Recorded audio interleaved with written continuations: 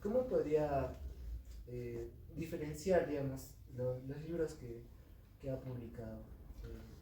Sí, efectivamente cada libro tiene un sello personal, pero también tienen un mismo eje. Y en el caso personal mío el eje es el mundo andino. Entonces yo no me he apartado, ¿no?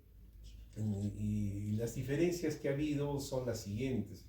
Desde el primer libro, que es A través del ojo de un hueso, yo diría que ese mi primer libro más o menos se caracteriza por ser poemas que tienen que ver con un enfoque migrante, ¿no? Son poemas creados en Lima en mi estadía cuando yo estudiaba San Marcos.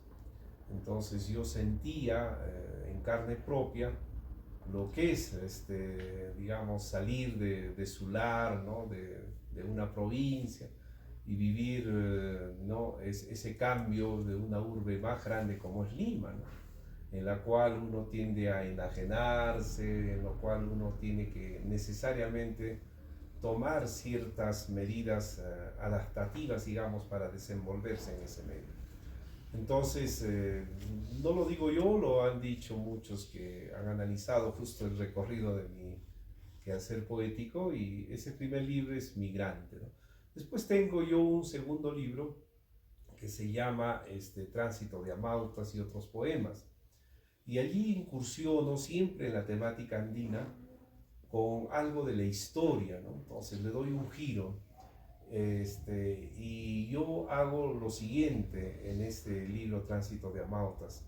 Prefiguro un desarrollo de una clase del maestro con sus alumnos, ¿no? Y que el maestro habla de la historia del Perú. Y para mí ese maestro es José Antonio Encinas. Y dentro de los alumnos está Churat, están todos, ¿no? Emilio Romero, estaban muchos que conforman el grupo Orcopata. Entonces, en un momento el docente dialoga con sus alumnos, habla de la historia. Y yo diría que a partir de ese segundo libro está absolutamente claro digamos, los riesgos experimentales que yo quería hacer, ¿no? Yo recurro, por ejemplo, a un recurso que es la onomatopeya, y que significa lo siguiente: están, digamos, hablando en un aula, maestro y estudiantes, y se escuchan las voces de la calle, ¿no? Por ejemplo, una vendedora que pasa diciendo, ¿no? Vendo salteñas calientitas, vendo chicha morada. Y eso lo incluyo en el poemario, ¿no? Esas son las formas, interjecciones onomatopeicas. Entonces, me parece a mí que eso de algún modo fue, digamos, la primera experiencia de recurrir a tipos de recursos diferentes para abordar, ¿no? La temática libre. Un tercer libro que yo tengo es Alba del Pez, que fue publicado en La Paz, Bolivia. Y en este libro más bien yo diría que es el libro más intimista que yo tengo, porque es un libro casi de tipo familiar, ¿no? Hablo de mi casa, de mis abuelos, etc. Y a partir de ahí, después de Alba del Pez, es donde hago lo que yo llamaría ya mi incursión estrictamente al mundo andino, pero desde el enfoque churatiano. Entonces ahí empieza a aparecer Gamaliel y el oráculo del agua. Luego aparece Máscaras en el aire, que es poetizar la cultura viva de la fiesta de la Candelaria, y ahora el Ajayo del fuego de los abismos, que retoma la continuación de Gamaliel y el oráculo. La crítica de cómo es que se adentra la literatura en cada persona.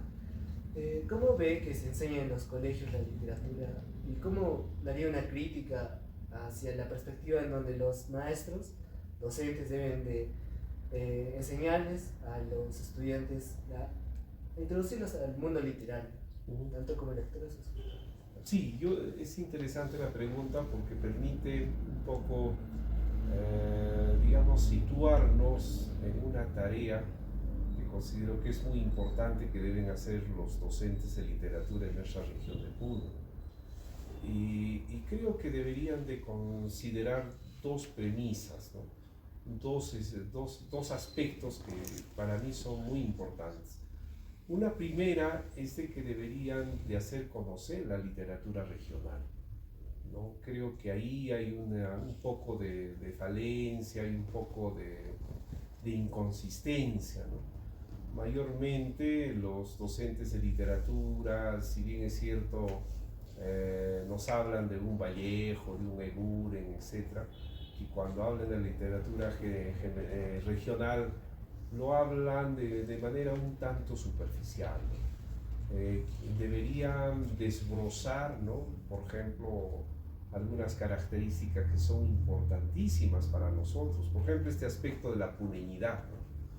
Debería de enseñarse en la literatura regional.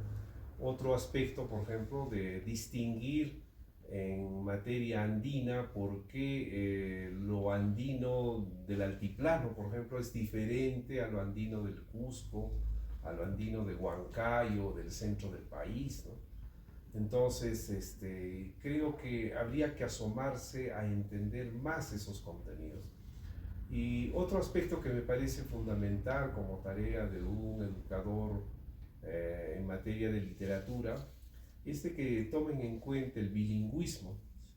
Es decir, no solo tenemos que enseñar bajo el esquema occidental, ¿no? Entonces tenemos que situarnos, y esto por ejemplo es un trabajo que nos enseña Efraín Miranda a hacer, ¿no? De que hay que primero entender el mundo de los alumnos. Y si ese mundo es un mundo exclusivamente andino, desde una lógica y desde una cosmovisión aymara, ahí es donde tenemos nosotros que encaminar el enrumbamiento del estudiante, ¿no? No negarlo, ¿no? Y mucho menos de que se olvide de ese insumo que es tan importante, ¿no? Por lo que viene al mundo ese estudiante. Entonces muchos educadores frustran eso, ¿no? Priorizando que lo occidental es lo más relevante, lo más determinante, y no es así.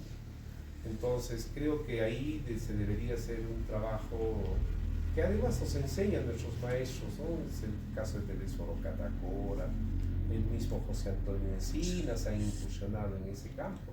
Deberíamos de seguir ese camino. Sí.